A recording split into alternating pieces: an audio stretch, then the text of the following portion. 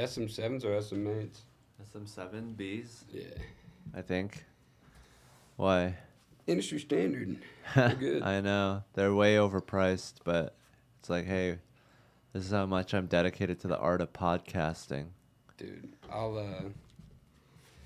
you're gonna trip the fuck out whenever I tell you how much I bought mine for. You paid over market price for them? You would be surprised what I paid for it. It probably would be like if you bought 8 bags of these, it would be cheaper than that. These aren't that expensive. I'm gambling it. It's like $80. They're like $10 a bag. All right, yeah, you could have got 2 of these for what I paid. Oh, you paid a little bit for it, not a lot. Yeah. Oh, nice.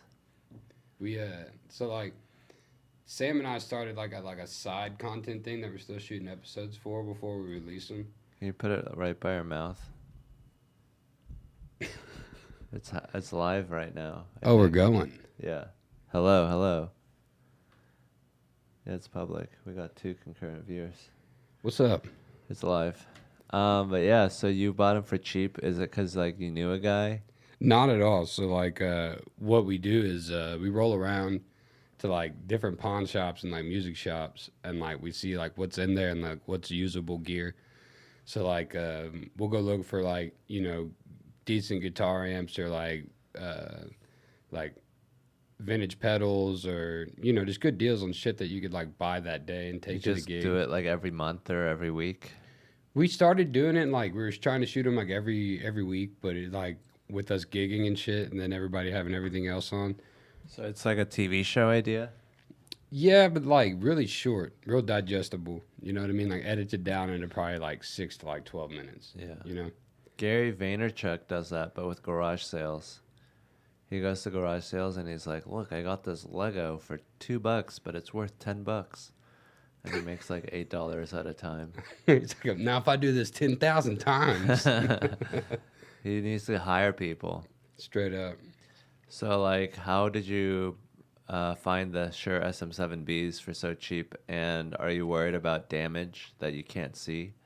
No, dude, we actually used it the other day to shoot some content over at the White Buffalo Room, and like It worked fine. Yeah, dude. So like I hit this pawn shop off of Will Cannon, like right behind that HEB off 35 South.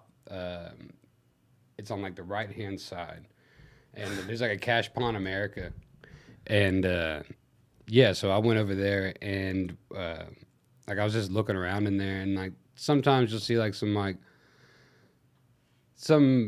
Mexican Fender Strats or like Tellys or something like that, or like some like Boss Metal Zone pedals or whatever. But like I just saw like an SM7B microphone, and I looked at the price tag on it. It was like, holy shit! And I like walked over there. It's like, yo, can I like? They're Can I like check this out? $400. Yeah, dude. And I paid I think like $38 for it. They didn't know what they had. Son, and that never happens. Like I've gotten in like there's still guitars that are in pawn shops right now that I would have if they would like just remember that they're a fucking pawn shop. Like they're like, I know what I got type situation. Yeah. And like I don't know. Sometimes they're like marked up and used. I don't know. It's weird. Weird mentality. Yeah. Yeah, I mean, pawn shops, that's America's breeding ground. America's backbone. Yeah, it's the estuary where, you know, poor people meet other poor people. Dude, for some people it's a bank. Yeah. You know? You can, like, go there and trade in everything and then buy it again and trade it in again. It's a vicious cycle out here. Yeah. I mean, it is one way to do it, but there is a lot of transaction fees and middlemen involved. It is, dude. And like if you're not on your shit, like you get charged. Like the other day I was buying a guitar and I was paying it off in chunks or whatever, and I took like 2 or 3 weeks off like from paying it off because I had already paid like a shitload of it down. Like only owed like I think less than $100. And I just so happened to go meet up with Sam, and we were smoking over at Bud's Mill, and then went over to that pawn shop. And I saw it for sale, and I was like, hey, what the fuck? Like, am I buying that? And they're like, oh, yeah, glad you came in, blah, blah, blah. And, like, I ended up having to pay, like, a restocking fee for it. But I paid, like, an extra $100. But long story short, fucking pay it off quick, you know? So this was a guitar that you were gonna buy, or that? I did end up buying, like I didn't end up getting it, but like Yeah. Oh, but you sold it and then you bought it back. no, I saw it and it was a good deal, so like I was just paying it off like playing gigs or whatever, and we had like 2 weeks off, so I was just chilling. And I ended up going back in just to go like make a payment on it, and I saw that they'd put it for sale again. I was like, "What the fuck?" Like I only owed like $100 on it. So And you would just go there, borrow it, then give it back to them. no, it stayed there. Like I was just buying it, and like you Oh, go there and you keep paying it off or so you whatever. didn't even have it. No, so I like went there to go like pay it off, and like it was for sale again. And I was like, "What the fuck is this?" Why would you have to pay a restocking fee? Because it's a pawn shop. I don't know. Because they were like, "Hey, yeah, fuck come you. on, yeah, we were gonna make more money." exactly. That's crazy, man. I wouldn't trust pawn shops, but that's cool that you can find deals like that. Every now That's and like a again, TV show called Pawn Stars. it is, man. That's cool, but that's from the pawn owner's side, pawn store owner's side. Right. Like like going in there and shopping for it. That'd be like more from the customer's perspective. And it's definitely like niche stuff. Like we're not just going there and like, oh, this is like some heirloom silver spoon set. Like we're looking for shit that like, oh shit, like my amp blew. We're on the road. Like I need something I can play. Like yo, this will get you through the gig. Like that Yeah. day or something. Yeah, and you know what your instruments are, and you know like the industry, so you know like what a good product is. You're R- not going in there buying blind. Right. And like the worse the shit that they have there, kind of the better almost. It's kind of funnier. Yeah, because it's been through more. It's survived the test of time. Right, or it's just complete garbage. It's just like, what It's the a hell unique is sound. this? Yeah, definitely. So, are you really keen on sounds? Like you walk down the street, you hear like a bell tingle, and you're like, "Ooh, that could be a good noise to incorporate into the noise factory. That is my job." Man, to be honest, like I've always got like this like band that's like playing in my head most of the time. Like in my Yeah. writing process, like I'll have like a riff or like a melody or something like that, and like I'll have to like tune that out to kind of like do other stuff. But like I'm really not paying it. Like Sam and Cole would be more like those guys. like you could honk your horn and he'd be like, "Oh, that's in the key of whatever." You know what I Yeah, mean? Or it's in like, the key of love. right, definitely with that dude. That's cool. That's what I think musicians do, but I'm sure they're just normal people too. Oh yeah, definitely. Like that's also like I feel like that's kind of like what brings us all together. Like we all have like our shit that like we're good at, and like not everybody is like ego driven. You know what I mean? We all kind of Yeah. like bring some shit to the table. Yeah, I mean we're in an industry where there's like superstars, but then to get to that point, you have to sort of realize the larger picture and like, like you can't just be the sole person that's great at everything. You need everyone contributing, and if you think like a winner takes all mentality, I think it's bad for the art. Definitely. Well, it's like fucking like knowing what you're good at. It's like fucking the hack to life. Like Yeah. fucking like networking and like like I have like good melodies and like or maybe like I'm decent at writing riffs and I write good songs and then whenever I bring them to the band they get better. Yeah. So like We're social animals. correct. And so like you should like anybody who like tries to like be like the smartest person in the room or like with me like I try and be the worst musician in the band. That not like I'm trying to do my best, Yeah. you know what I mean? Be But the if I'm the dumbest best person in the room. if I'm the best fucking player in my group, then You're my learning band the least. sucks. Yeah. Yeah. know? So like, you want to grind because you want to fucking be good at what you're doing, but also you want to be surrounded by murderers. Yeah. Yeah, otherwise you're not developing and getting better. You're Right. stagnating. And if you're just good at like just being the smartest person in the room, you're good at ignoring human contribution. You're just used to being like, "Oh, I don't need you. I don't need you." You're just getting good at like dismissing these sources of energy that you could use. It's like a power plant. Every person is so much energy and power that they've lived however 30 years, and you could take all that experience in without having to live their life. And if you can do that, you can gain 30, 60, 90 years of experience.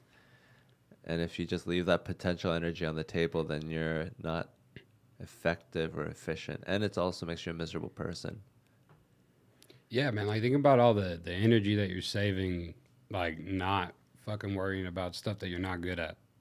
You Yeah. know, like being confident enough and humble enough to like somebody, like a comedian or somebody who wants to like ask you to help them punch up a joke or something is able to say like, all right, I know I can put my pride aside or my ego aside and ask Hans to help me be better.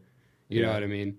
So it's like kind of like the same thing like in music and shit like that. Like, like fucking utilize, like you said, like you can get 30 years of experience from somebody from their experience and, being willing to learn from them without having to live it yourself. So it's like, yeah, definitely. That's like 1,000% the game I'm running right now.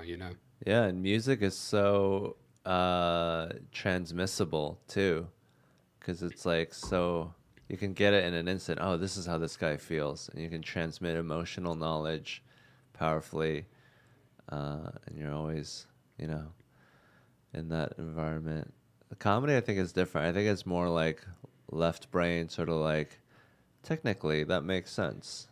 It does make sense a lot more, I think, which is like a good thing and a bad thing. Because it's not as like powerful. But I think like once it does work its way in there, it's like a permanent fixture because you're like, oh, this is how logic works and thought works. But yeah, I like the both of them. I mean, I think comedy is very like left brain, and I feel like music is very, it feels better than comedy. Right. Well, it's like I don't know if every musician feels like me or like frontman, I guess, but it's like there's like 3 minutes, or something total, like in like the set where like I'm not playing music and I'm talking to the crowd and stuff. And like, if you're not dialed in, like you wish that you could kill like a comedian in those times. You know what I Yeah. mean? And like, I've seen musicians, just eat shit in between songs. Like, all right, hurry up and but play I've something, seen them dude. do well too, where they Yeah. capture the moment. Sometimes you're on, dude, and like you really Yeah. connect with the crowd, and that's whenever like those kind of moments happen. But sometimes, dude, like you're playing this dog shit gig, and like the music's not connecting with them or something, and like neither are your jokes between it's like, Jesus. Yeah. Well, that's a unique experience because musicians do comedy and music, but comedians usually they don't do music at all. They can just focus on the comedy. So you're bombing on two different art forms. Just totally just sucking it out. No, yeah, definitely. Yeah, it's like you can bomb twice, I guess. on both sides, getting fucked in the ass and the mouth. Right? Well, I'd much rather go down swinging trying to be the funny guy than trying to be some like fake ass like song, like the songwriter. Serious. Yeah, dude, because that's so not me. Like a lot of people, like I don't know. I guess like I've met. I guess like there's like a lot of songwriters out there that are like fucking. They think that they're Mark Twain or something like that, and it's like, Yeah. guy, like relax, Yeah. and like It's not relatable. It's hard to enjoy. right, and like I don't have like this like real gnarly like songwriting process, and like what I write and record and play is like more or less what I like to listen to. So I just try and capture that band in my head and get it out as best as I can, and like good time feeling music and like stuff like that. So it's like not my personality to like take myself too serious to like have that kind of ego, I guess, or something like that. Yeah. I mean, that's hard to watch with someone in your field with ego.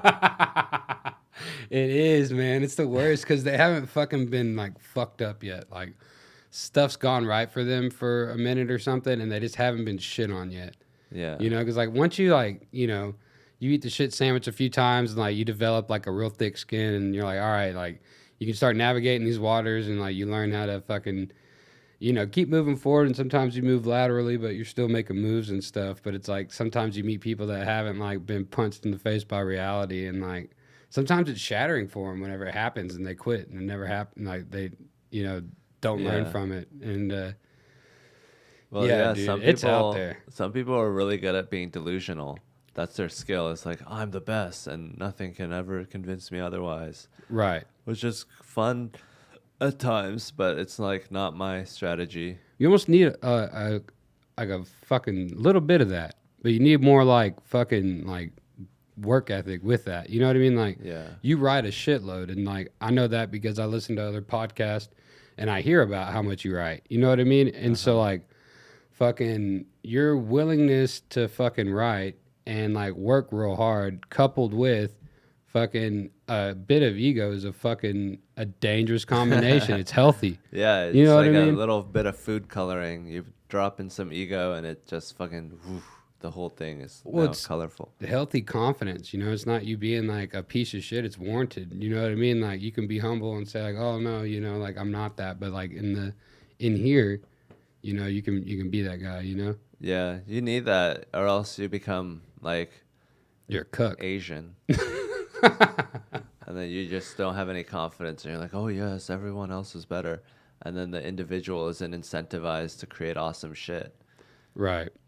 It's like well it's also it's like, you know, like sometimes you're in like 100-degree moments and like you're fucking like you're about to go play like a really big gig, for instance, like an arena show with you, and sometimes you got to have that internal dialogue and be like, yo, it's time to go. Like I'm Yeah. that, you know, I'm here, I got here, like let's fucking go. Like this is what I do is I have moments where I have to be present, Mm-hmm. and that's the job. And you know, if you don't enjoy it, then like there's plenty of other jobs, but I mean there is like this is what I've learned to enjoy more than anything else. So why wouldn't you enjoy it? Everything's set up for you to enjoy it. And then it's just up to yourself whether you choose to accept joy in that moment. And if you're like, no, I don't deserve this, then you're going to self-sabotage in some way. Right, yeah, dude. You see a lot of self-sabotage, and like sometimes like my fucking dad's funny. He used to call it self-shaft syndrome Because you're shafting yourself. because you're fucking yourself. You know what I mean? Yeah. And so like yeah, there's like a lot of that, man. And so like, you know, being able to like mature to the work, like your writing process, or like, you know, making sure that you're fucking doing that stuff, like that other stuff comes easy whenever it's time to call on that, Yeah. call on yourself to stand up to the fucking moment. Like, Yeah. You're I like, am ready. I you know? practiced. Right. I have this wealth of, you know, hours behind me. You got the reps on stage before you flew out to go do that. And then it's not even about ego. It's just about physics. And this is how the process works. And if it doesn't work for me, then it's not going to work for anyone. Correct. So then I don't even have to be like, I'm the best and I have a giant cock and then I'm going to go up there and swing it. I can just be like, this is how the universe works. The power of the universe runs through me. No, yeah, definitely. It's like something about like getting in that flow state and like, well, I mean, it's also, it's like, you know, the universe, like the universe or God or whoever you're talking to at night, like puts people in your life or puts stuff in your life. Stuff happens for a reason, you know, or stuff doesn't happen for a reason. So like you get given an opportunity and you don't do the work and you don't show up and you fucking bomb.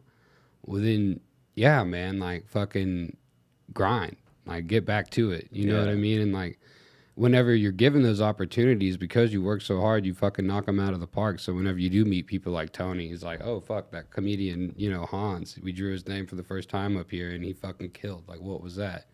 And like you get to go again, you know what I mean? And so it's like the more then you're developing your own momentum, and then Tony starts talking to other people, or like, you know, whoever club owners are talking about you to other club owners and or festival buyers and, you know, podcasters, and it kind of gets out there. So it's like all kind of revolves around, you know, I guess like you said, like managing you know, the ego and like willingness to learn and work, you know. Yeah.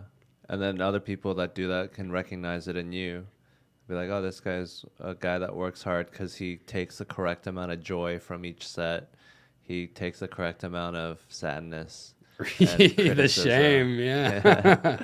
He's not just doing it just so that he can just be like, oh, I did it. He's doing it so the next one will be better. And once you're in that zone, anything else looks disgusting and inauthentic. Right. Well, it's like also like you said, like, I mean, like I had a fucking, whenever I graduated, I worked for a like a sales company, and like that shit fucking sucked, dude. And like I was making other people fucking loaded, and like I wasn't getting rich, and I was playing less gigs. And like at that point, I was like already touring and opening for like really big bands, you know, I guess per se in like the Texas scene, but like that was like a step back for me, dude. And I was like, fuck, I'm in hell right now. I got to figure out how I can like Well, that's most people's stop lives. this. That's what I can't fucking figure out, They're dude. on It's the like, highways right now, driving with that life. you got to figure out what the fuck you like to do and figure out how to make money doing it.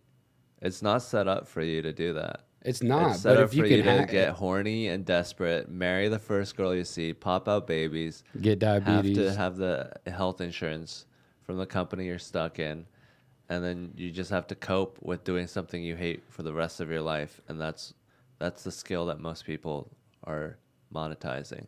well, I think it's like growing up, like, you kind of know from like a young age, like you're either like cutting up in class or like, like fucking around. And it's like kind of because you always kind of knew like, I'll be all right. Like, I'll figure out fucking something. Like, this doesn't matter. And like, Yeah, and- this is not relevant or it correlates. yeah, just like not interested. You know what I mean? And like the Success. people that did fucking ball out and like kill it in that, like, not all of it's bad. Some of them are doctors, some of them are lawyers, some of them are fucking. It's how the system should work, ideally.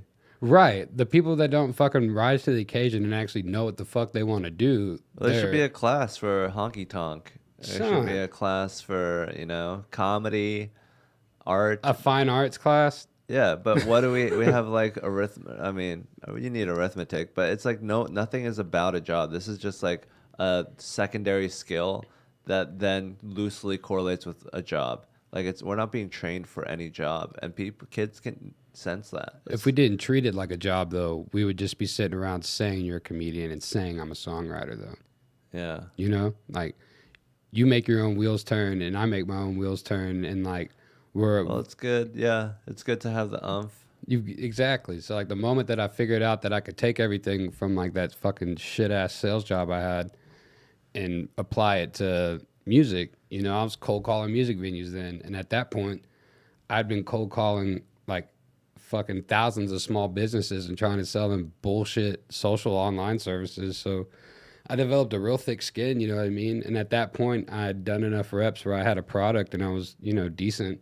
So I was able to get gigs, and I was like, this is basically going to be the grind. And now it's trying to figure out how to like start knocking off like goals I want to do with music. And like, so that's, kind of been the game plan. Yeah. So like just approaching it like a job and using the same energy that you had for sales, but for something that you like doing now. Right. Well, it's like, I'm not already a functioning, blown up individual that's making a lot of money. So, like, I'm doing fine right now. I'm doing great. But in the scheme of, like, let's say, like, a really big, like, talent buyer, you know what I mean? Like, you're talking, like, somebody, like, with really big, like, a big following, like Garth Brooks or something like that. I'm not there yet. But it's like, I believe in myself that I could get to be, not as big as Garth Brooks. Clearly, he's fucking huge, but like, I could sell tickets. That's the goal. I want to sell a shitload of tickets. Yeah. And I want to make great music that I enjoy to listen to. And but like what I'm getting at is that like, at some point you got to do this shit for yourself until somebody else wants to do it for you. Mm-hmm. So I took time to learn how to become a really good booking agent and like book my own fucking gigs and like make all these own opportunities happen until like, now we're starting to make a little noise and we're starting to get out and like tour and sell out shows. And, now we're starting to have those conversations with some of those entities. And like, it took me fucking doing it for myself for a long fucking time before somebody else started approaching me about doing it for me. Yeah. And so, that's kind of like the motivation behind it, Yeah. It's like Because it's not to directly grow. related to the art form, but it is energy and work that you can put into it that'll help it out. Well, it's like it's just like your joke writing and stuff like that. You get into everything. You get everything that you put into whatever you're doing. Mm-hmm. So like I sent like probably like 120 emails last week booking like shows from April through May. From like we're going on a run the 1st of May up through like Nashville, Alabama, and the Carolinas. And I'll announce those dates on Thursday. But, I sent like 135 emails between like them, like going out on that little tour, the little run, and then like booking throughout Texas, like from like March through, June. And like only fucking maybe like 30 of those might get back to me, Yeah. and like maybe 6 of those might come through and I might close like 4 or 5 of them, but I can keep hitting those back up. You know what I mean? And like start like a sales process with them and keep the calendar full. So that's kind of like the process. And if I was waiting for anybody else to do that, I'd be fucking waiting around to die. Yeah. It's so easy to do now too with the internet. Back before the internet, you'd have to get yellow pages from Akron, dude, and then just call up bars. But now, like, you can see the reviews and other bands that have been there, and then look, right. Well, what I like to do is like go to like a comedian that I'm jealous of, and then I just go to all the shows that he's booked on and just ask, hey, can I try to get the show schedule of someone that I respect and that I want to be like. Oh, certainly. Like I book tours like that. Like I'll see a guy touring and he's out of state, and I'm kind of like, I'll probably show up in a Spotify playlist that he's on. Like it makes perfect sense that I should play there. I'll screenshot the whole tour, and I'll email every single fucking venue and try and plan that same thing. Yeah, it's sort of like stealing, but not really. Not at all. It's you're like, he's doing the dirty work, and you're just. They did the heavy lifting. Yeah. He already vetted it, and then they can, when you pop up with a new venue, you can put that on your show schedule, and then other people can use that as a Bible. Well, like I've got like a big Excel spreadsheet that I put together like over the years that like I'll actively send to like musicians. Like, if I bump into them or they hit me up online and they're trying to like book shows or whatever. Yeah. Yeah, dude, like here, like have at it, you know what I mean? That I did. Well, you can't really think like that though, because it's like it's like a pie mentality, and you always be like if the amount of success that you have doesn't make me any less or more of like. Yeah, I'm not saying it's a bad thing. I'm saying like you're generous and that you do that because that's like a lot of work they don't have to do now, and then they can focus on what they like. Right, but it's like anybody who has that different mentality where it's like like, no, I don't want you playing these gigs because I don't want you to get, any. There's like a debate in hunting about your spots. Like, should you reveal your spots or do you want to keep it secret? It's like, well, buy some fucking land, dude. Well, yeah. Well, you can't always buy all the best hunting spots you go to. Dude, there's plenty of great spots for sale here in Texas, for sure. Yeah. But like in Missouri and New Zealand. I feel you. Like fishing spots and stuff like that. I guess it's like it's anecdotal for it to be like applied, but I feel like in the spirit of like the universe and karma and all that other bullshit, like the more you give, the more you get, man. So like, but not always. No, sometimes you get fucking burnt, dude. Yeah, sometimes you tell everyone about a spot and then it's ruined. Right, or you like refer somebody to a gig. Somebody hits you up for one. And you're like, all right, yeah, I got one here. Like you send them over there and they fuck up. Yeah, that's the worst. Does that ever happen with you? Not really. Right on, dude. I don't really help a lot of people. Oh, okay. I didn't mean to be like. I want to. I right, just don't. Hit them up. I maybe I do in different ways, but yeah, I want to do it more. I want to be more generous. Right. What do you think about giving to the homeless? Man, I tell you, I was a little late. I got caught up at the corner of 35 and Chavez, and I was getting the windows washed. And consensually or non-consensual? I mean, it's always non-consensual, but they did a great job. You know? Yeah. And, I gave them what I had, which happened to be like a couple $100, but. No way. No. Okay.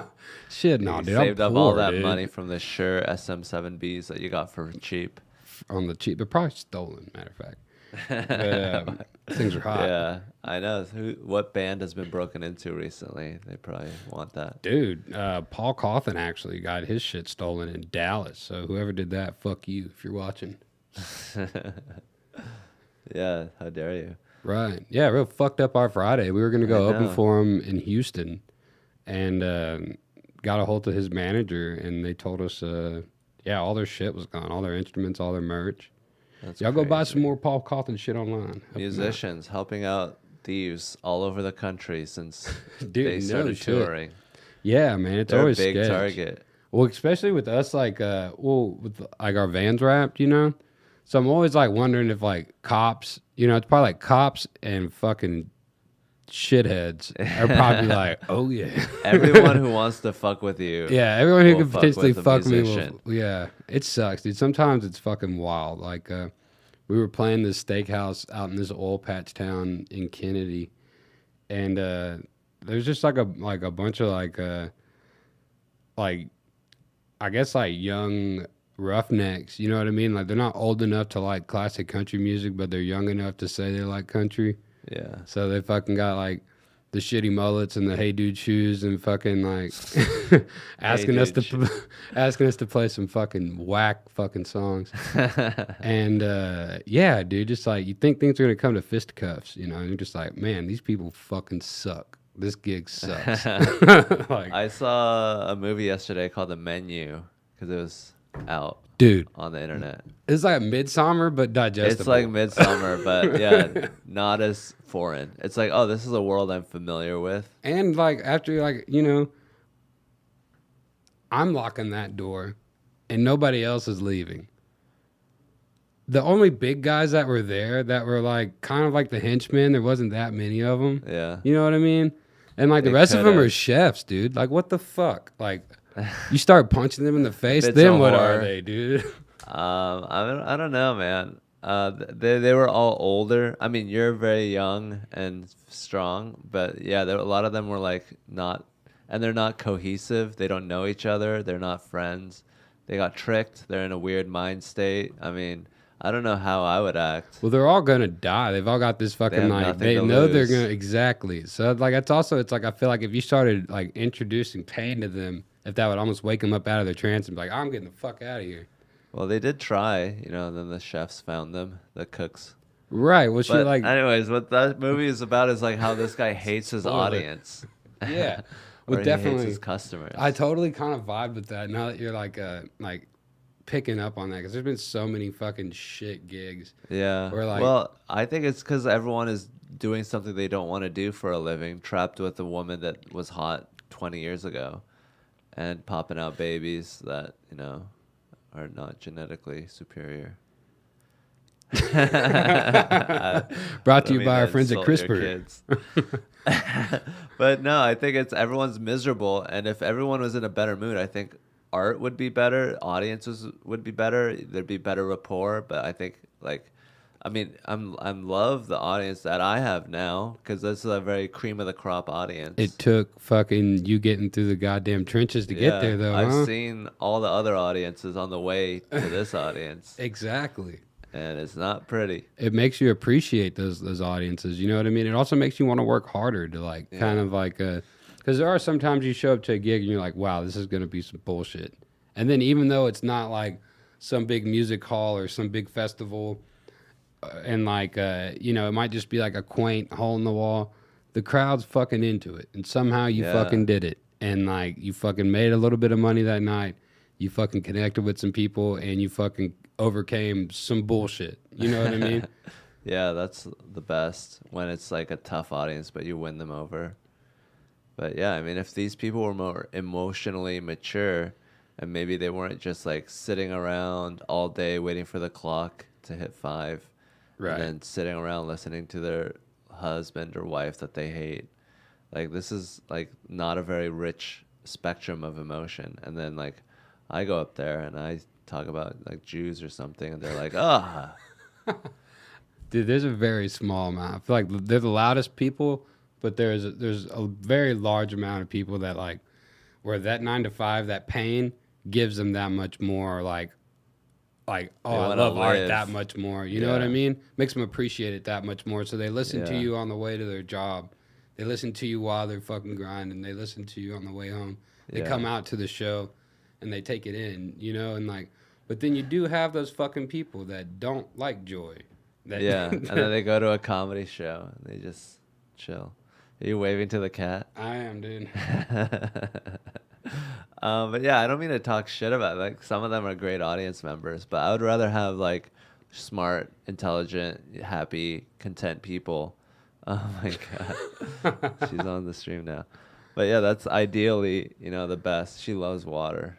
Like, she'll drink out of your water. I thought she liked kolaches. But yeah, I mean, I Yeah, this is all theoretical. It's not like there's another healthy society to compare it to, but it's not like liberals are the best audience to perform for, and they're like, you know, upper middle class, chilling. They're happy and content, but they're still like miserable. So it's like, is it because they live in a society that's fucked up and they're the only ones that are living correctly, and it's not very strong energy to be content and happy, so they're easily influenced by poverty and trauma and negativity from most of the other population? Or is it like just being content and happy is a dead end, and we should just like not try to limit suffering because it'll just turn you into a liberal? Well, like, I think that, like, fucking, like, there's, like, renaissance after fucking really hard times. Like, you need fucking hard times. It makes hard people, but it also makes fucking really artistic people. Like art thrives. Like, I don't, the history just kind of shows it, but, like, you almost kind of, like, need those kicks in the fucking nuts and, like, those interactions with those shitty fucking people for you to, like, really grow and appreciate and, like, learn how to, like channel those kind of people and like into your brand and like growing yourself like that kind of way, you know? And like, I guess kind of like really like leaning into like the yin and the yang, I guess, of it all.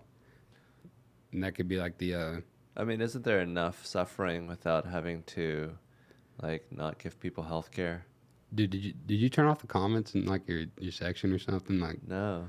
I mean, I'm not like talking about right now, but it's like, I guess like, I don't know, like who's like, what was like your worst like interaction coming up as like a comedian, like between like either like a fellow comic, a venue owner, or like a like somebody in the crowd. Obviously, you get heckled even at the highest level, so it's like kind of who's. Well, You know? the most recent one I can think of is like I did a headlining gig and I was hanging out with my feature and his family, like the guy that featured for me, and this old white man. Not that that's important, but he was old and white and a man. He was a cracker. Yeah. He goes up to the feature and he goes, "Great job. Really loved you. You were amazing." And he goes to me, it's like, "So how did you come up with the bit about liberals?" Like, and he was just like sort of like implying that he liked the feature better than me Right. and not being very subtle about it. Oh, okay. So like he got really he got really hurt because he felt like you talked about him. No. Yeah, because he was liberal, right? No, he was, I don't think he was liberal. Okay. But he was just asking me like he wasn't complimenting me. He Okay, conspicuously complimented. He's like, yeah, he's kind of Yeah. picking apart your set instead of just giving you roses like he did your future act. Yeah. Yeah. That was annoying. That- It's just like little things like that. He was a plant. Your future act paid him to go do that to you. Yeah. It's just like he thinks his opinion's really important and like Oh, I need to man. know it. Yeah, That definitely. he liked someone else better than me. And it's just like, I'm sorry that I had a bad set. You know, sometimes it goes better than that. But honestly, like, I'm sorry. Like, you should, even if you hated it, you shouldn't go up to someone whose art that you hated and be like, "Hey, this guy is better than you." Right. Like, what is the point of that? No, definitely. It's like there's no like he felt entitled enough to fucking like come up and tell you that, which just kind of like tells you like I don't know, the guy's probably a little off his rocker. He was a little Like, weird. you get a lot of weird fucking people that hang around that don't really do. They're not comics or they're not musicians and they're not like, you know, but they hang around and you know like they're very opinionated sometimes and like sometimes it's like what the fuck are you talking about? Like, Well, especially with music, because everyone. well, yeah, thinks everyone's they got know a plan. music. Yeah, like everyone's, you know, like, oh, you should go do American Idol or you should go do The Voice or whatever the fuck. It's like, dude, man, no. If that's all it took. Right, yeah, no shit. I would have done that a long time. Well, actually, dude, there's a bunch of people that go in there and lose and, like, tour. So it's like, what the fuck? Why not, you know? Yeah. You get locked into a crazy contract, though, for a minute is the word on the street. So you Yeah, like, it's can't make not money. really the nicest place to work. No, those guys suck. Yeah. Well, I mean, it's crazy how many people can tour and don't. Like, if you've been on anything, anywhere, people will come out to see it. Right. Because I guess people are bored. Like There even is a if lot it's of like a like slight little TikTok. right. Well, it's like also it's like people need entertainment. You know what I mean? Like people are looking for shit to do. Like even in a big ass fucking city like Austin, where there's fucking like I don't know 3 or 4 million people in the greater area, like between Buda and let's say like Round Rock or some shit. Mm. You know, like there's a fuckload of people, and there's a lot of shit. Like people, even if like there's a big ass concert going on at the Moody Theater, there's still a bunch of people that are trying to find people like you and me to go watch. You know Yeah. what I mean? Yeah, we need it. Our brains are the biggest muscle, and we need it to be stimulated, or it's gonna atrophy. Right. Well, and it's also it's like people get fucking bored. Like we were fucking stuck inside for the longest time, and like I don't know what it is right now, but dude, like the wells run dry. Like Netflix, like there's nothing but like Yeah, the murder Netflix docs has are been okay, bombing but it for a while. fucking sucks. Netflix Yeah, for it's listening, negative. clean it up. Jeffrey Dahmer. Yeah, like they're coming with some B shit, some mids. A lot of mids coming through Netflix. Yeah, it's weird. I thought it'd be better. Yeah, I remember Netflix would be like fun to. I'm mostly on YouTube now. I'm mostly on small creators. I thought it was so fucking weird because my niece and nephew, like my brother's like, I don't know, dude, they watch YouTube. Like they like it's Yeah. like you know, we had like cartoons and stuff growing up. And Yeah. It's all produced. I can't watch anything produced. I need Right. something real. yeah. So like even like the lo-fi like the kids just playing with toys and shit. Like that's what like they Yeah. were into when they're younger. And now they kind of watch content creators because I think they can like understand it and stuff. Well, it's interesting to see what exactly kids are interested in because they're just pure. This is how they're born. They're interested in people unboxing shit. They're into We missed it, dude, because there's people in a fucking Pranks. bag right now doing that. yeah, Pranks. just buying shit. There's a few of those guys that have good prank channels. Like yeah, Danny Mullen, you I don't familiar? know. He does some pretty crazy shit. It's an like, art form. dude. Yeah, well, like, yeah, he somehow gets away for the most part with, like, he gets arrested and like I think I've seen him get like into some Have you seen fisticuffs. here bad and again. pranks? Which ones? Bad prank, like people that are bad, they go to the hood and try to do pranks. And Yeah. they're like, it's a prank, bro. Just getting shot at. Or Yeah, like, they just have no love for people. They're just using them for content, and it's just right. like, yeah, this isn't coming from a good place. It's like any other art form, and you're dealing with people out in public, Right. which is unpredictable. So you have to really fucking have your heart in the right place. Well, it's like, you know, I think kind of like Jackass and like the Wild Boys kind of like they had some prank shit that they were doing like in the midst of their stunts and stuff where they would Yeah. just really shock fucking people. Yeah, like the guy in the trunk with all duct taped in his underwear. Yeah, just busted out, or like Yeah. Knoxville going into the weight room with the fucking dildo in his sweatpants or whatever. Like, you know, so like I think kids like saw that, and then the YouTube era or whatever like was like starting to bubble like just after that. So like people were doing pranks online, and the shit's like funny as hell. But like sometimes like whenever they're like you know like got like a 4K camera filming themselves giving like a bum like a sandwich and like $1 or something, or like even if it's like $100 or $1,000, it's like dude like fucking you could have just gone and done that and you didn't have to like try and like you know make sure fucking the YouTube gods it's watching. not you good know? enough content. If giving people $10 was like they did a flip and they were like a seal, then Nah, if you would have pooped on that $10 then gave it to the guy, dude. oh shit, Dude, it's right. like a moral conundrum. Dude. Does he take it? Oh, he takes it every time. $10, Yeah, bro. maybe. That's like I think they throw that straight in their pocket without even looking at it. to be honest. Yeah, it just matches the rest of their smell that day. I mean, homelessness is really optional, and I think we should like take money out of everyone's pocket. Be like, hey, we're gonna put these people in homes through your taxes. Yeah, I mean, you could put them in homes and shit like that, but like, there's a lot of them out there that just like don't fuck with that. Yeah, I mean, I'm sure they exist, but I You think know? a larger portion of these people just need to get on their feet. 1,000%, and they're you know they're out there, and sometimes they get into the system that works. So there's a fucking broken one here in Austin, but sometimes you hear of like you know people that get out of homelessness and stuff like that. But I think a lot of it is like mental health, and like there's a lot of really sick people that there's no facilities to take care of them. You Right. know, And like, they don't have homes now. and they don't have homes, They're and so outside they're getting fucking yelled like at. Yeah, like they're obviously like mentally broken, and then like Well, they're why? What happened that they got mentally broken? They were probably coming from a broken home because of our judicial criminal, like process. right, and they're also like maybe predisposed to mental illness or whatever it may be. Either way, they're not And like then they have economic hardships on top of that. correct. So if you take out the economic hardships, you get rid of like, at least half. Send it back, Ukraine. Send it back. I'm just kidding. Ukraine. I mean, whatever. I don't know how the budget works. If we need to send money to Ukraine, it's not like if we didn't send money to Ukraine, we still wouldn't have gotten that money. Dude, yeah, no shit, dude. It wasn't a choice between them or I us. don't care. We're never gonna see that. It might as well go to Ukraine. Send it. Fucking send it, dude. Send it back or send it. Just send it to them. Give them more. Give them more. I'm just kidding. We could always give ourselves more money, like during the pandemic. That's what it just seems vote. like, dude. Like, Let's just fuck are you vote talking to about? give Print that ourselves- shit.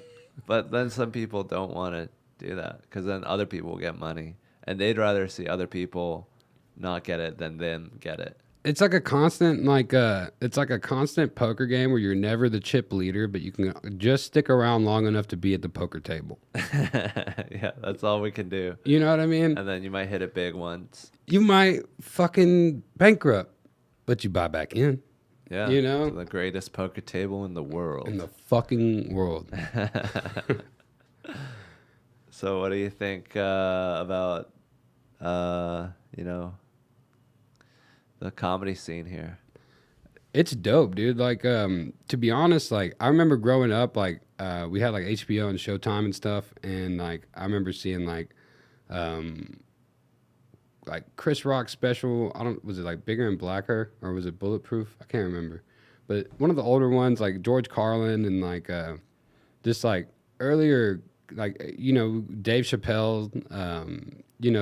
You saw all those, but like you never think like in a million years like you're gonna like start going to like comedy shows because I was like Yeah. 10 or 11 years old, or like It's 12, not a 13. thing. Most people don't do it. No, definitely. I don't understand why not. It's so much fun, dude. know. Like they lock your phone That's up. the You point get, of it is you to get have to fun. like just the break away from the cell phone's almost worth it. Like alone, you know what I mean? But like, yeah, man. Like you get to see like it's in its truest art form. Like I'm lucky enough to be cool with some folks and like get to see the other side of the curtain, you know what I mean, and get to see like the raw moments of people that are nervous before they go up, or people that are like punching stuff up, right before they go on or whatever. And like I get to see some of the best go up and do it and kill it, and it's like holy shit, like this is It's a very weird art form. it is, dude, because like I've been writing songs and playing songs for a fucking minute, and like you just kind of start coming into your own in like that 7th, 8th year, of like, Yeah. that's whenever I started really seeing, like, I was good enough to get gigs and good enough to work, but I wasn't doing anything that was like setting myself apart from anybody else.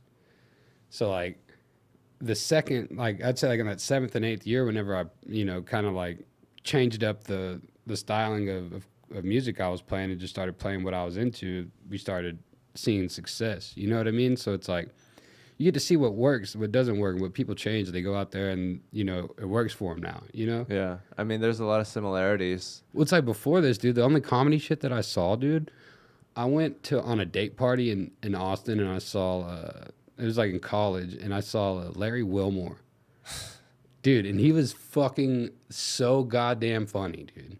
He was hilarious. And like it was like a bunch of college kids, like it was obviously like they rented out the comedy club or whatever for that show or whatever, for one of the shows that he had there for the day or whatever, and he was just like lighting people on fire in the audience, and it was hilarious. And then I'd seen like one of the other things I'd gone to is at like Esther Follies, which is like some improv stuff. Yeah. And it was like, It's a little it's more tough. theatrical. Yeah, well, it's like, it's not like, I guess like you see like Whose Line Is It Anyway growing up, and you had like Wayne Brady and, Drew Colin Carey. Moultrie. Yeah, dude, that was like, really funny improv, but then like you go see improv that sucks. It's like, oh, golly. Improv that sucks is like so bad because there's so much effort. It's not like stand up where it's just, oh, this is just talking. They're like acting it out. There's multiple people there. Everyone's trying. It's like, come on. It's like a dry dry starting an engine. Right. It's like, well, I guess it's painful because if you don't connect to what they're doing right immediately, and they're sitting there like acting in front of you, and it's fucking sucking, you're just like, oh, this is so much worse than somebody just saying something that's not funny, or like, But when it hits, it's amazing. it's whose line is it anyway? You know what I mean? Or Because like, it just puts you in those most ridiculous places. sometimes you have comedians that are super animated and it's appropriate. You know what I mean? Like they have like they're really good at making sounds, or like they're really good at like you know, like what's it like staging, blocking, I guess. Like, you know, they're good at like setting stuff up with their body, and they're like, you know, making like, you know, just adding layers to their fucking set like that. And sometimes it works out, you know? Yeah.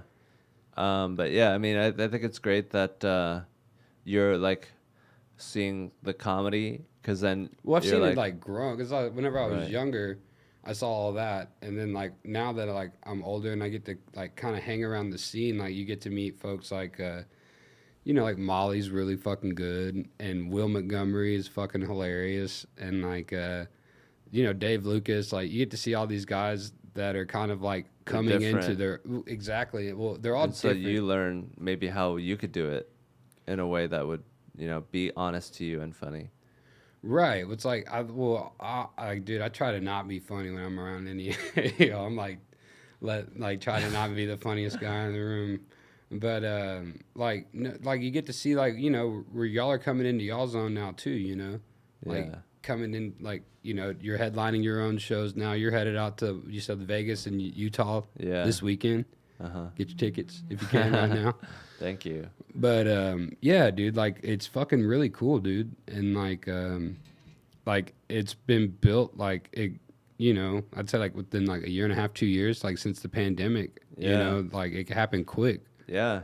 And like some big guns certainly just set up shop. Right. That's all it takes. Well, they've also got that fucking iron dome around them of like people that sniff out like shitheads, and like everyone's really chill that like hangs out. The thing about comedians is that we're always hanging out. We're always going up on the same shows, hanging out.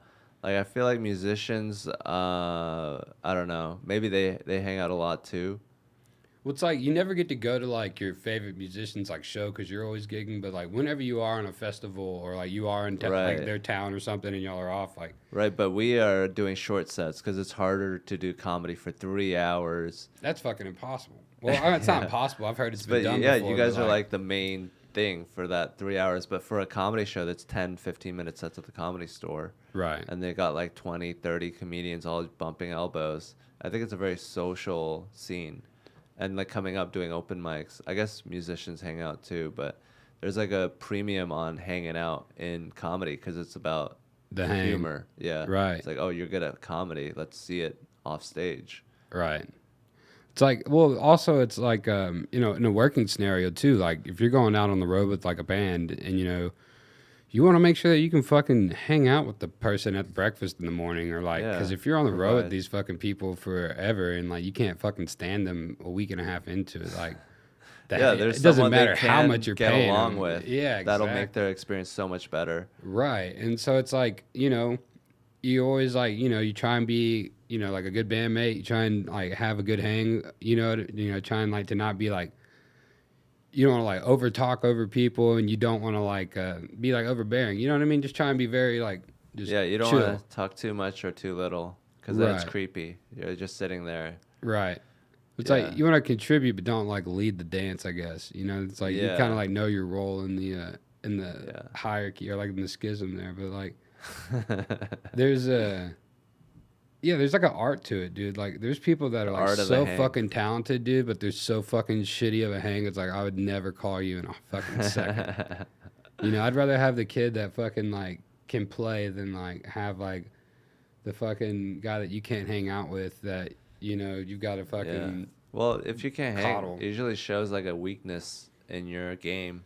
Like you're too arrogant, you're all full of yourself, you can't learn to hang with others, so it's like there's like it's gonna there's like some fake shit expire. Like you're putting up like a front, because like people are trying to get along. If you can't get along with someone that's trying to get along with you, you're fucked. Yeah You've also got to like fucking like, you know, don't just talk just to talk. If somebody comes at me with like the fucking weather shit, I'm like, The weather shit. Not with the weather shit again. Yeah, dude, I'll catch myself doing that, and I'll like, woo. That's when you be like, oh, you want to talk about weather, motherfucker? Well, What do you guess think what? about this cumulus cloud in Yeah, the low right. front?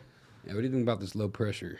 I mean, yes. If someone's like retarded and they talk about the weather, then it's like, oh, that's cute.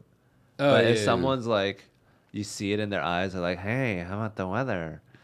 Then it's like, oh, you want something else. This is like a game to you. You think you're smarter than me. Right. Well, it's like also, it's like, what did you want to talk about? Like, Yeah. Like, weather's the opener. This is what you do with like, people. You better come at me with some fucking like fire now. Like, this better be the best They fucking start conversation. just freestyling. That wouldn't be bad.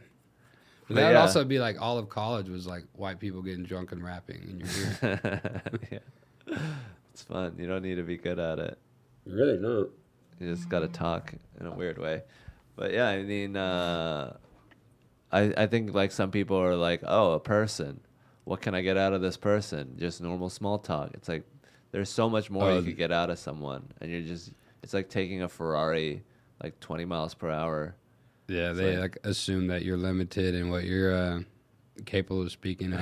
Maybe. Or maybe they So, what's your favorite color? It's like come at But you that's like funny. I would love that. The kindergarten icebreaker would be the shit. Yeah, you want to be my best friend? Yeah. Yeah. That'd be the shit. Yeah, man. There's some fucking like. Sometimes people are so bad at conversation, they become good at conversation. I mean, I guess that's the idea with these things, like podcast conversation, like talking and listening. Like, Oh, shit. is there moments where like you've like bombed in a green room and you're like, I gotta take a shit. Like, I gotta get out of here. Well, I was in the green room with some high-powered executive people in comedy, and I took mushrooms, and I had like this feeling in the back of my throat, Just gotta clear your throat. and then I started gagging, and then I like ran out of the. I was like mid dry heave. I was like, and everyone heard it, like that a weird noise come out of my mouth. And yeah, that was embarrassing. I just went to the bathroom and then came back a little, like 30 minutes later. So you had to explain to these high-level execs, I'm not sick. It's just these mushrooms. They do it to me sometimes. Yeah. Whenever I'm on mushrooms, I'll yawn a lot. Like if you see me Yeah, fucking your just jaw. like you start yawning, dude. Yeah. Like Yannicka, Yana- Yannicka Unanimous. Poor. Unanimous. Unanimous. Q yawn. Nah. Yawn anon. Q yawn anon. Q yawn on. Q yawn on Drexler. Drexler. But yeah, I love conversation. I love people that are bad at it. I just hate people that think that they're good at it. If you think you're good at it, then you're bad at it. But then it's like you have to have some sort of confidence in it. And I think everyone has a different level of that they appreciate. It's like a dance, learning how to like, lead and follow, Like, Yeah. There's people that have fucking probably you've been on a podcast or probably like had a conversation with somebody who like has like pre-planned fucking bullet points in their head that they're just waiting to fucking fire out. Yeah. And like they're not like listening, to like what you're saying almost. So it's like your conversation's kind of like doesn't really get going almost, until Yeah. like eventually finally like somehow or another like your fucking conversation catches up with what the fuck they're trying to like push out there or something, Yeah. Sometimes they're just like not in a place to listen to people. They're like, people are not worth they're not contributing anything worthy. Right. So then they just tune it out. And then it's not like you're creating something like back and forth. It's just like they're on a path and you can either follow or like do your own thing. And then it's like two people having monologues at each other. Right. Well, I feel like it's kind of like whenever stuff kind of like, like if you're listening to a podcast and like they don't really kind of start like getting onto a certain subject, the guy who's like, you know, the leader of the podcast would be like, all right, well, and like try and like circle or like draw them back in, you know, Yeah. like kind of like wrangle them back into like the conversation. And like the person that's trying to like push their, not necessarily, it's not like an agenda or something like that, but it's like maybe they're nervous and that, you know, their knee jerk reaction is to try and dominate a conversation, to try and like seem confident, you know what I Yeah. mean? So they fucking totally fuck it up. Yeah. You know what I mean? Like Yeah. there's moments like that whenever you get nervous and like you're in a green room or something like that, or you're at a festival and like you mouth off, not like mouth off or whatever, but like, you know, you say something that you think's gonna land or that you think's gonna be funny or they'll think it's a joke, and you're just like, it's like, oh shit, I was that guy. Yeah. You know, Like it sounds weird right? coming out. Yeah, man. Like we were playing at the House of Blues, and we were hanging out in the green room with the headliner, and everyone was like kind of like telling jokes, and the headliner's like in the middle of like telling a joke, and we were partying and stuff, so we were like having a good time. And all of a sudden, like before he can like say the punchline, fucking Sam like shouts it. And so, like, the fucking energy's like vacuumed out of the Like, room. oh, Yeah, we just we wanted to hear from his voice. Yeah, we all just like look at Sam like, what the fuck did you just do, dude? Like, it was fucking really funny. The guy was like, hey man, what's the difference between a garbanzo bean and a chickpea? And everyone's like, what? And Sam just goes, I've never had a chickpea on my face. Everyone's like, Chickpea on my face. Yeah, someone said that on Kill Tony. I was like, that sounds like a street joke. it is very much so a street joke. Chickpea. Yeah. It's a funny word. Garbanzo bean sounds like a slur. Yeah. So he's never had a chickpea on his face. Wouldn't it be funnier if he did have a chickpea on his face? Like he's bragging about. That would probably be way funnier. But it's harder to do it. Well, see, that's the comedian in you, though. You know what I mean? Like you could take a centennial old joke and give it a little Salt Bay action, and now you got something. Well, better. I'm just thinking, like, why are you going out of your way to tell people that you don't do something? Yeah, you don't get your face pissed on. Yeah. Yeah, the funnier lane is Maybe. definitely getting peed on. Yeah. But yeah, you don't want to like be like, I don't do things. Oh, tell me more about things you don't do. Right. But yeah, that's my pet peeve in conversation. But yeah, maybe I think the reason why it's like that is because it works better as a flow. I've never had a chickpea on my face. It's just funnier than I've had a chickpea on my face. Because it just sort of, that's sort of a question. Yeah, it's like a statement at that point. Like, I've had a chickpea on my face. Yeah.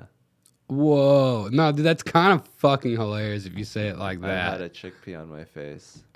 Yeah, because it's almost so fucking funny because people expect you to say what I everyone have it. knows. Yeah, Yeah. yeah. But then you say that. That's like, You could go with, I've never had garbanzo on my face.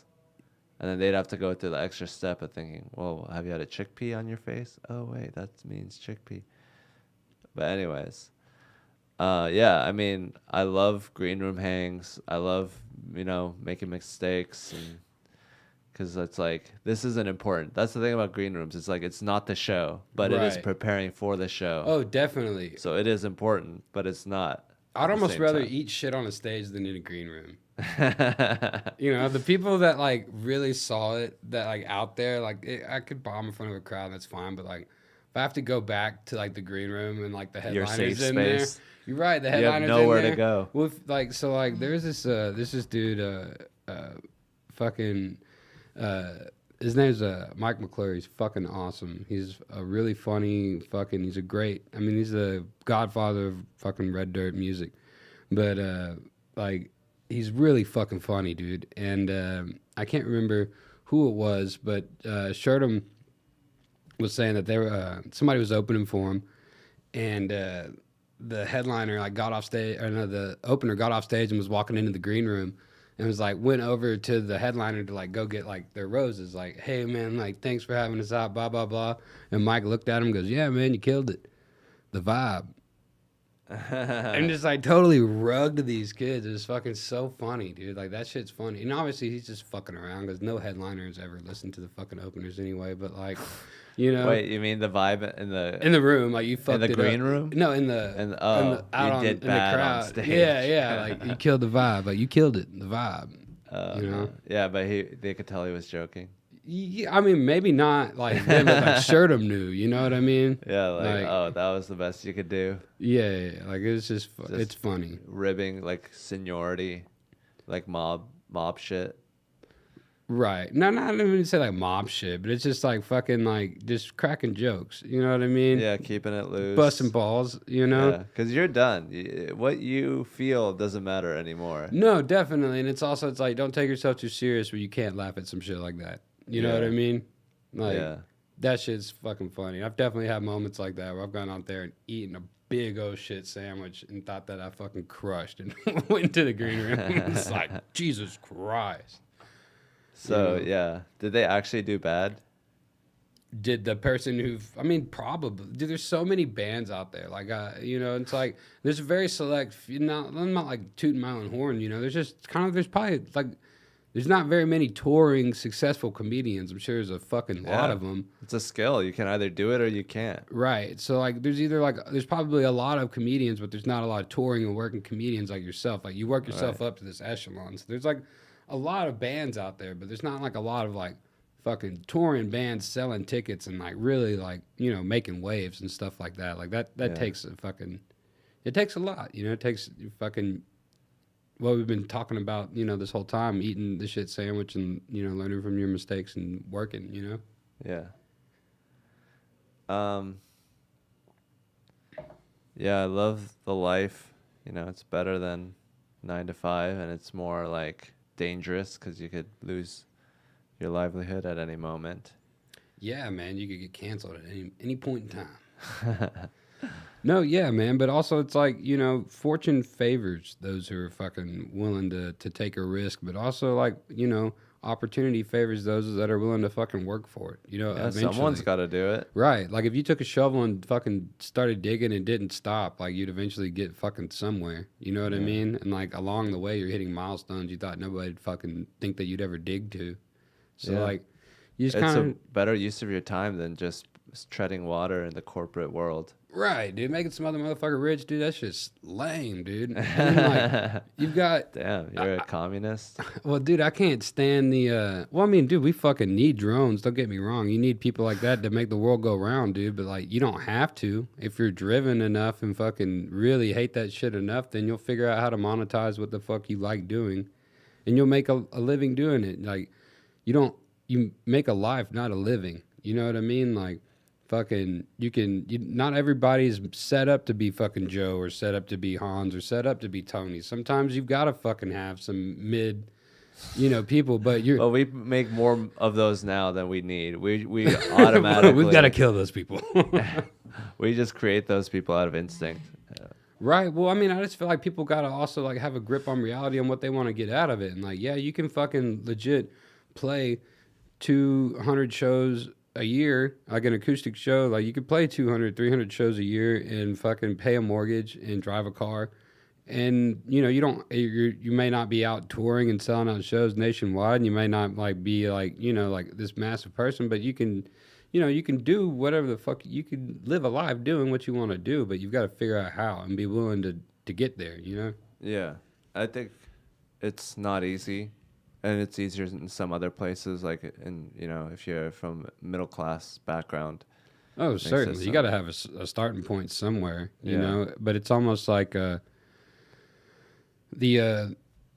technology and stuff's coming along to where like it's kind of helped bridging that gap, you know. Yeah. Like where people can, you know, the internet, you know, sometimes it's not even the people's like, you know, just somebody performing on the side of the street. Some random stranger takes a video of them, and it's not even from their phone.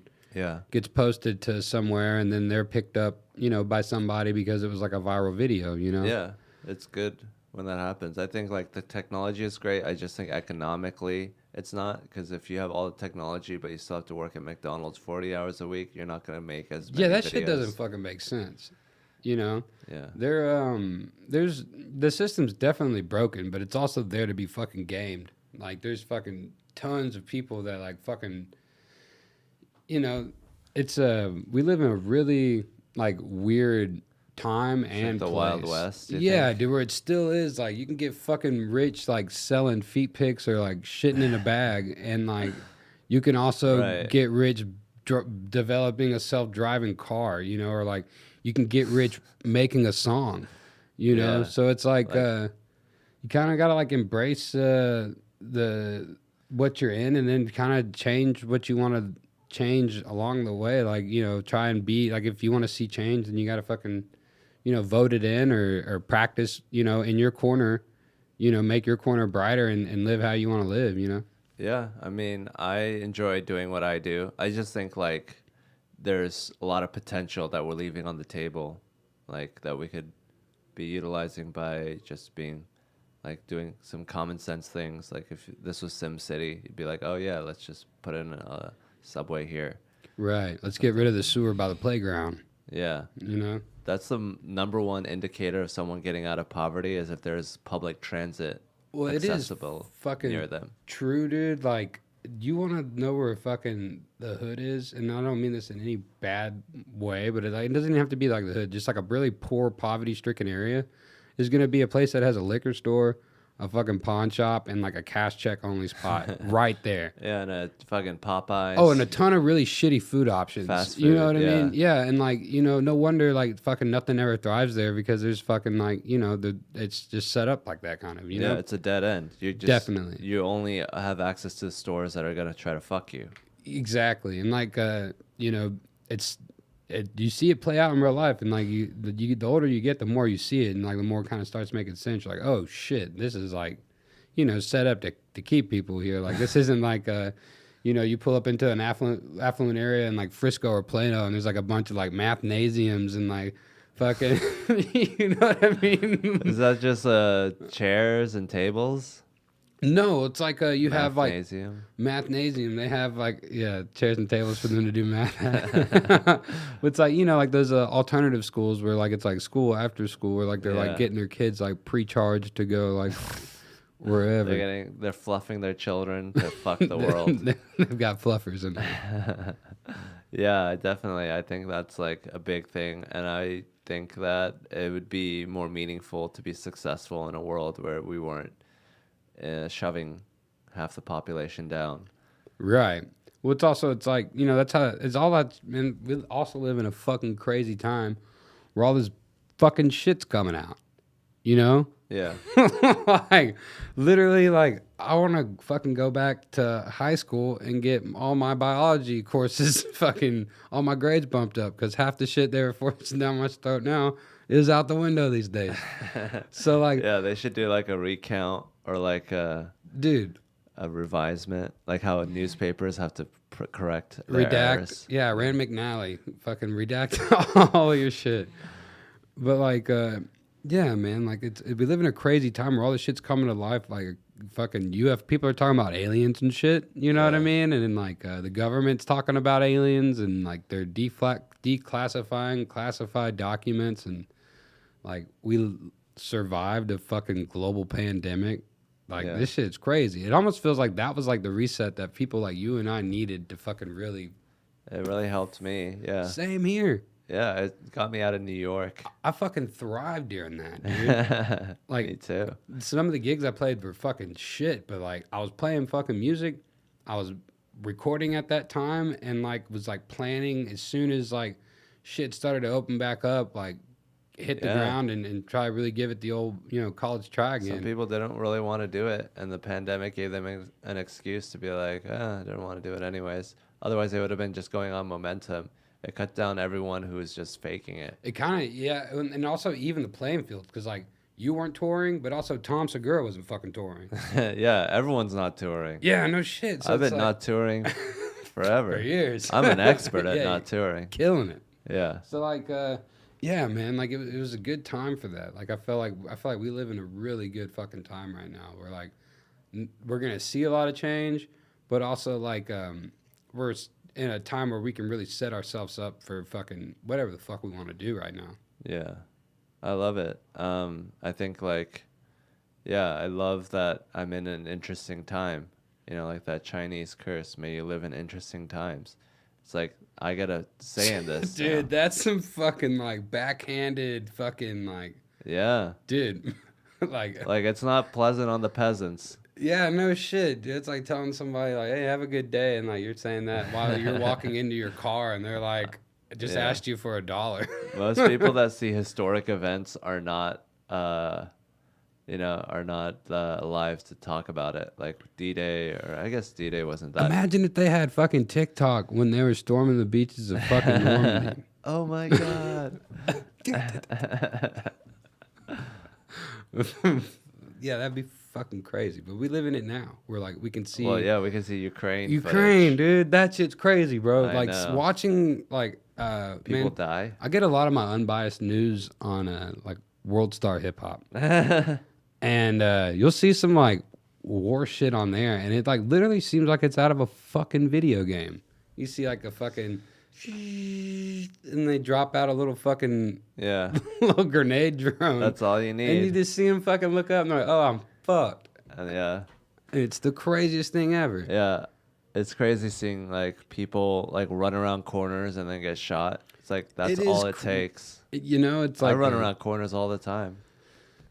Yeah, like imagine if like we were like in a like we don't have to worry about that, you know, for the most Yeah. part. You know, I mean there are like shootings in America and stuff like that, but for the most part, like fucking Austin's not in a fucking fight with Buda where we're fucking shooting rockets into fucking Cabela's from you know. Like we live Yeah. in a really fucking fortunate spot, and it's crazy to like to see like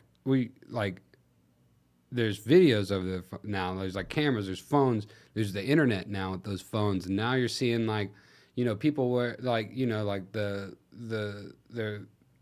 I want to say like they're getting like westernized, but you're seeing like fucking Air Jordans on somebody who's like in like a full, you know, get up, and they're throwing fucking lead down the line. You know what I mean? Or Yeah. like there's like a video of somebody that had like this old Houston like plumber or something like that. I don't know how it happened, but there's like a Toyota fucking Tundra with like a Houston number and like a business on it, and it's got a turret on it now, and it's like overseas. That's hilarious. That's fucking crazy. Yeah, we're just sending all our shit over there. Fucking send it to We're Ukraine. like, hey, we're making money. We can sell this shit and make money off of it.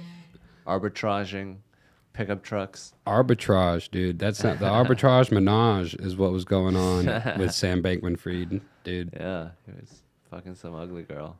A bunch of them apparently. They're all fucking one another. Oh my god, can you imagine being a billionaire and still like fucking the people that you could only fuck when you were like in high school? That anybody probably could have, like anybody that gave them any ounce of attention. It's like sometimes I don't know if it's just me, but I'll be in public and I'll see people and it's be like fucking gross. Yeah. Like those people go have sex and that fucking grosses me out. And like I saw all those fucking people and I was like, fucking gross. Dude. Like if you had to That's not be, what you have sex with. dude, imagine like the person who had to clean that house weekly. I That know. poor lady, whoever they had, that cleaning All lady, that cleaning Accutane. Accutane, fucking latex, water-based lubricant. I heard there's over 10,000 pounds of water-based lubricant there. They don't know what to do with it. They were having sex orgies. That shit's so fucking funny and gross. Because that'd be like, I'd feel the same. I'd laugh about that the same way if I found out that they were like gangbangers. Like, not like that, but like if I found out that they were like had guns and like drugs and shit. I'd be Yeah, like, they're you playing- nerds. they're Like, what the cosplaying at fuck are y'all sex. doing? Like, that's Well, so. sex is hard. It's not just about having money or being, I guess being good looking really helps. I think that's the only thing that really helps. But yeah, I mean, even if you're rich, it's not like you just have the ability to fuck anyone. There's still like a lot that goes into it that you're just not going to pass the bullshit smell tests from hot girls. There's like a different level of hot where like you don't even at that point you're not even talking about personality. You're just talking about being able to like have sex with the person. There's money that like buys that. You know what I mean? Like the person that has the personality isn't the one that you want to date, the one that you want to marry isn't the one that you like. The billionaire can fucking fly her out and like fuck her. Like that's not the one. You know what I mean? Yeah. So like I think that there is like there's money to that, but So like then, do you think Sam Bankman-Fried was more into the emotional authenticity? no, that fucking nerd, he could have been banging anybody he wanted to, but Then for what? some He's reason just not skilled. He's like a fucking Warren Buffett eating cheeseburgers. It's just like you could have amazing food, but you're stuck fucking the 6. well, he had like 5 of them. Yeah. So I think that kind of drove him kind of like that was kind of it. Like, oh, these girls want to fuck me. You know, when like in reality, It's just sad because like we're all taught that there is a promised land. If you work hard enough, you can fuck pretty girls, and like he got all the success that you could ever get, and he's still like, there's still something that's keeping him fucking uggos. dude, I don't know like who this guy is banging or whatever, but there's another comedian that's like popped up on my radar, and I've really tuned in and like started listening to his shit. Stavros, Stabby baby. dude, yeah, what the fuck? That dude's so goddamn funny, and Yes. I'm pretty sure he fucks like all the time. Yeah. and like that's Okay, so do you think it's because he was defrauding everyone? He had the yeah, bad billions core. of dollars. No, Yeah. but I think if he had billions of dollars, he would not be fucking a room of 6s. I think he would still be like, he's got the mentality of a fucking tyrant. So he would have like, fucking like. But he wasn't. He was being an evil person and not even enjoying the benefits of it. Yeah, because I think that he was like broken enough inside where just anybody who gave him attention, which happened to be like those girls, Yeah. like he didn't tap in. Like So do you Stavi, I think- feel like he would be. Yeah. Like he doesn't need the looks. Ponzi scheme Yeah. to. He's You know. more an artist. He's emotionally honest and he's authentic. But I Sam think that's what it is, Bankman-Fried- dude. Yeah, girls can smell it on him. So you think like hot girls did the world a service by not fucking this guy? They could tell. You think there was like I don't think he had the balls to do it. well, yeah, and then the women were like, "Hey, he has no balls. Why would I fuck him?" The most dudes, the first time their fucking bank account probably gets over like 10 grand, they probably fuck a hooker. You know what I mean? Like, like if they've got money and they're single and they're fucking like, you know, whatever, they probably would fuck a hooker. Like sex work is becoming so common these days, it's not even like probably that big of a factor these days in their head, you know? Yeah. So like that they're not even thinking about that, but like that dude's just a fucking nerd, man. So I think he was just into people being into him. Yeah, I don't think he. Yeah, I don't think he. I think he got what he deserved. Like if you're defrauding people, Whatever happened? Did he go? Is then he in it's jail? good. Sexually, he's getting what he deserves. Oh yeah, sexually for sure. Yeah, I don't know. I think he might be in jail. But yeah, I mean, like, I think that's wonderful. That's like, wow, like women have like they're like a self-cleaning organism. They have like radar about this shit. And they can just sniff it out. Right. No, yeah, they definitely got like a. I think they can tell like, kind of like off like you know, like your body language and like just where Your you vibes. right, where you steer conversations off of like you know. Yeah. Well, also, if they're just rejecting everyone all the time, a broken clock is right twice a day. So I think like women don't fuck enough. You heard that?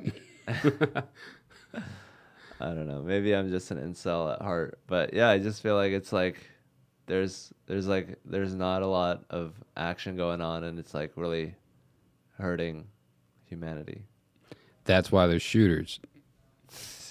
Yeah, They're they can't handle their shit. right because they don't have the $4.99 to send them private messages on OnlyFans, so they don't get the attention they need. Yeah, it's important. A man without female attention. We need universal basic income to fund OnlyFans accounts for people that cannot afford them, so we can reduce the stress levels on the poverty-stricken America. My name's Ellis Bullard. I'm here to ask for your vote. Well, yeah, I don't. I think there's reasons why women don't fuck.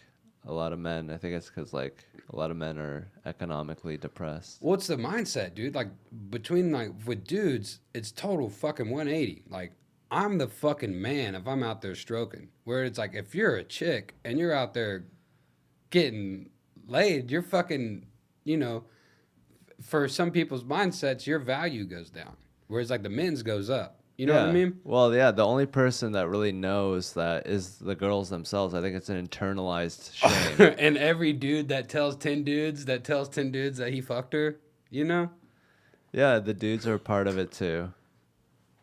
Yeah, I just think I think at this point it's like women are internalized like the sexual repression, and they're like the you know the people that carry the torch for like Victorian era sex practices. Like I would love to move forward and have polyamory and like different types of love as opposed to just monogamous white picket fence marriage.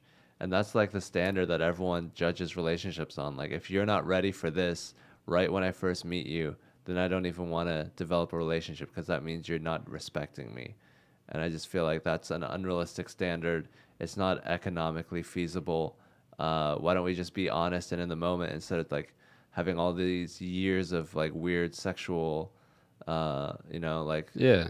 So you're down to incorporate, but you want to have some staff. You want to have some employees around the business is what you're saying, huh? I mean, I'm not greedy. I am happy with just one girl, but it's like it's not realistic. It's not what anyone wants. Girls don't even want that.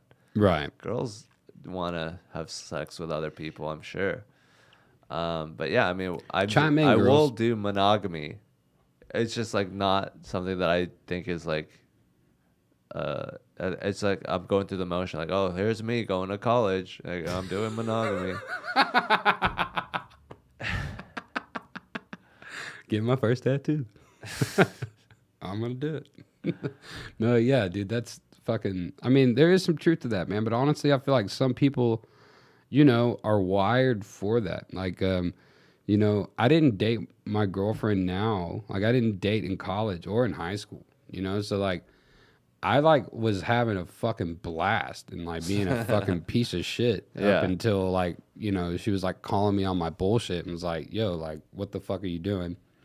And so I was like, you know, woke up and was like, yo, like, definitely, like, I flew super close to the sun, fucking had a good time. You know what I mean? I'm going to try something different for a while, and it's fucking really good for me. So, like, you know, I think it works for some people, but I definitely agree with you. Like, fucking, yeah, dude, like, fucking the internet's made it fucking tough to fucking be monogamous because it's made relationships expendable. You've got fucking 3,000 people liking your photo, 25, 35, 50% of them are females, and like let's say like a percentage of them are attractive. Like you've got options. You know what I mean? So like when like back in the day, you didn't have any of that. So like you kind of fixed what was going on or whatever. But it's just a different. Or you were stuck with someone that. You were that man. You were the milkman back in the day. You're the mailman. Yeah, the only person that they can see Tinder in real life. Yeah, right. Showing up right to your door. That's a risky move. Fucking someone's wife in their own home. That shit's crazy to me, and I guess like it took me to get older to like pick up on it. But there's been like so many times where like I'll like have been like oh, those people were trying to fuck me. Like I'm glad I got out of there. Yeah. Like what the fuck is going on? Yeah, sometimes people want to fuck, but they're not in a good position to fuck, and it could lead to your death. Oh no, yeah. If they're in a relationship or something. And it's and then you know they've got the it was a crime committed out of passion. Yeah, I'll never find myself in that position again. So. Dude, so you got talked into it. You took the bait, took the cheese. Yeah, she was flaunting it out there. And that rat trap. Yeah, came on down. Trick as old as time. Dude, are you being for real right now? This happened? Me? No. Oh, fuck, dude. I was thinking you were telling me, like, you went home with some lady and, like, her husband walked in. No. Oh. Yeah, that's the worst case scenario. That's R. Kelly trapped in the closet. Fucking, yeah, it's a crazy fucking, that's nuts. Yeah, that's how people die. Do you ever get approached by couples? Yeah. That's fucking funny. That's awesome. Where's it? Like, is it more prevalent in one state than the other? Usually in the Midwest, it's more. The flyover states, dude. Yeah. They got just enough internet to be super horny, but nowhere to go do it. Yeah, they got a wife and not much else. Golly, that's That's so how they fucking have funny. fun. That's wild. Have you been propositioned by couples? Not like outright, but like I was saying, like as I got older, now that like I thought back on them, it's like, oh no shit. She kept on trying to get me to go get a drink with her over there because she, was like, oh shit, like what? And well, I mean, dude, there was one chick, and it wasn't me, but it was our bandmate, and she was like giving Adam the eyes all night. And she was with this dude, and like we're like, this is so weird. She's like so like fucking like she's trying to bang somebody up here, and she's like, we're packing up and loading up, and her and Adam like exchanged phone numbers or whatever, and she's texting Adam. She's like, God, fuck my boyfriend, and like he's like, yeah, fuck him, like this sucks. And she was like, no, like come to our hotel and fuck my boyfriend. And he's like, what the fuck is this? Yeah, It's that's like- a hard sell. Right? You Yeah, like, gotta do the soft sell, open up with the lady, and then be like, hey, there's also a guy. that was like the fucking ultimate like fucking like rabbit out of the hat type thing. It's like, whoa, you were fishing for somebody to go bang your boyfriend. That's crazy. Yeah. But they're out there, and I respect them. Yeah. Yeah, that scratches an itch for some people. Whatever floats your boat. Yeah. Well, you want to call it? Yeah, man, it's a good time. Yeah, thanks for coming, man. Yeah, of course, dude.